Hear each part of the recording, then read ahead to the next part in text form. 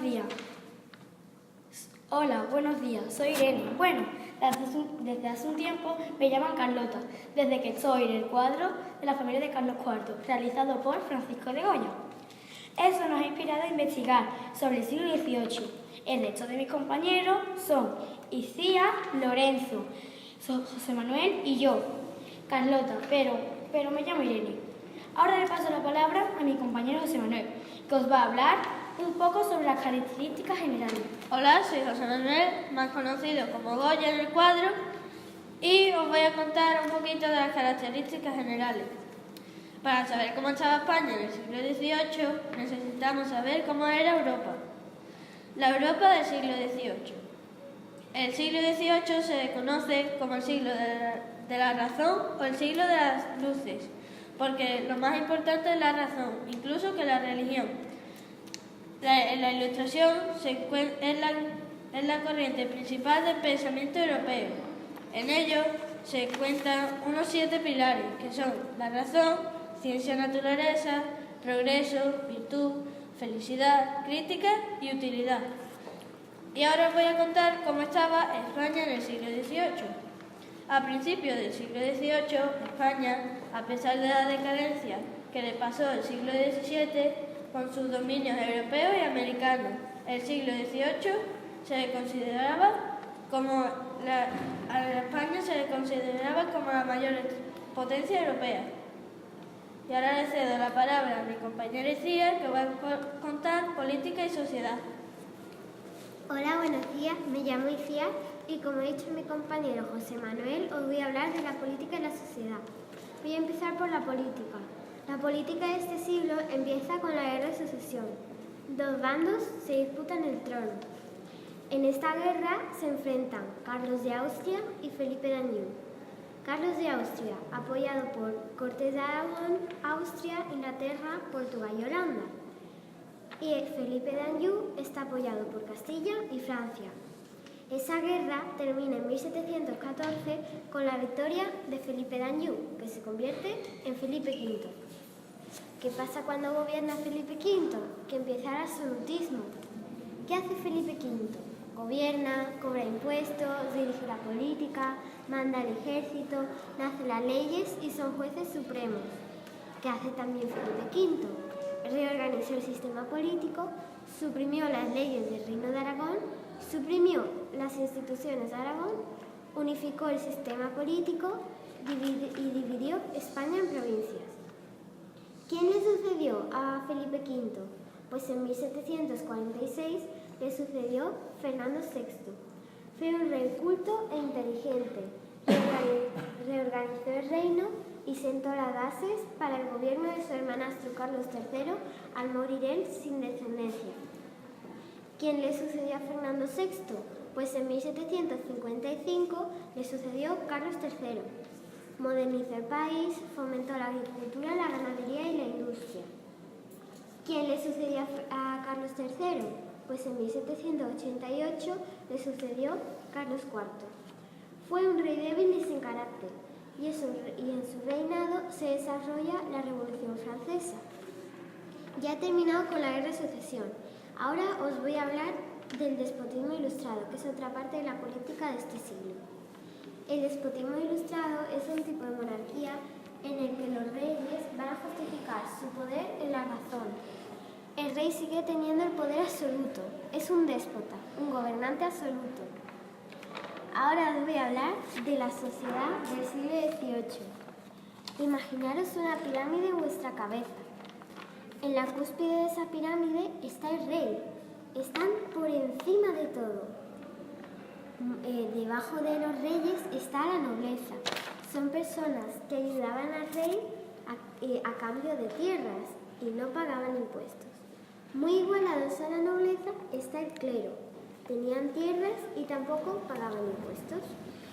Y ahora, por debajo de la pirámide, en el último bloque, el más grande, está el pueblo llano, formado por los campesinos, artesanos y burgueses, que se habían enriquecido gracias al gobierno y eran los que pagaban impuestos. Ahora le paso la palabra a mi compañero Lorenzo, que os va a hablar de los acontecimientos importantes del siglo XVIII. La revolución industrial. Hola, hola, buenos días, soy Lorenzo y como ha dicho mi compañera, os voy a hablar de los acontecimientos.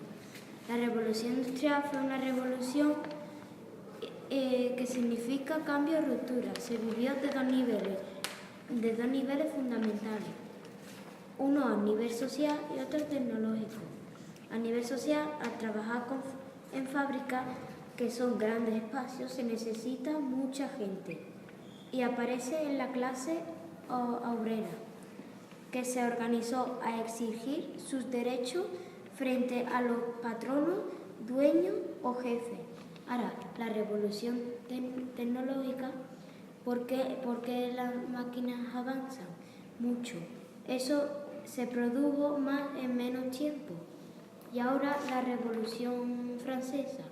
La Revolución Francesa fue un contenido social y político con diversos partidos de violencia que participó Francia en otras naciones de Europa. Y ahora paso a la palabra a mi compañera Irene, que va a hablar de los inventos. Hola, de nuevo soy Irene, como he dicho antes, era también Carlota, y os voy a hablar un poquito sobre los inventos. Voy a empezar por la vacuna. Fue un invento que facilitó alargar la vida de muchísimos seres humanos y animales. Lo descubrió Edward Jenner en 1796. Y ahora os voy a hablar un poquito más de la máquina de vapor. Fue inventada por Edward Thomas Newcomen. Se inventó en el año 1705. Se inventó para que algunos objetos fueran transportados aún más rápido.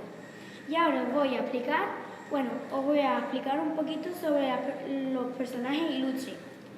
Voy a empezar por Felipe V. Felipe V fue primer rey de la dinastía del Borbón. Borbón. Triunfó en la Guerra de Sucesión. Ahora, Luis XVI fue un rey de Francia desde el año 1754 hasta 1994. Estos fueron algunos reyes de nuestro siglo. Y ahora le paso la palabra a mi compañera Icía, que os va a explicar un poquito sobre los monumentos históricos y algo más. Hola, buenos días, sigo siendo Icía y os voy a hablar de los monumentos históricos, movimientos culturales y un poco sobre la obra de arte. Voy a empezar por los monumentos históricos. La llegada de los Borbones al trono español trajo consigo una intensa reforma en Madrid, inspirada por el lujoso modelo de París. Este cambio comenzó en Madrid y tuvo lugar con la llegada al trono de Felipe V, Felipe d'Anjou, que supuso el inicio de la dinastía borbónica. De pequeñas calles, iglesias y pobres palacios se pasó a grandes avenidas, catedrales, palacios, museos, academias y fuentes. Podemos comenzar nuestro paseo real por el Palacio Real, Campo de Moro y los jardines de Sabatini, de especial belleza. La Catedral de la Almudena, de la que se dice que es la catedral nueva más vieja del mundo. La Puerta del Sol, la Plaza Mayor y muchas más. Ahora os voy a hablar sobre los movimientos culturales. El movimiento cultural que hubo en este siglo fue la Ilustración. Fue un movimiento filosófico y literario caracterizado en España y en América en el siglo XVIII. Ahora sí, os voy a hablar de la obra de arte. Nuestra obra de arte se llama La familia de Carlos IV. Se hizo en 1800 por Francisco de Goya. Podemos ver que hay muchos personajes, pero el centro de atención es la reina. Pero también está Carlos IV, el rey.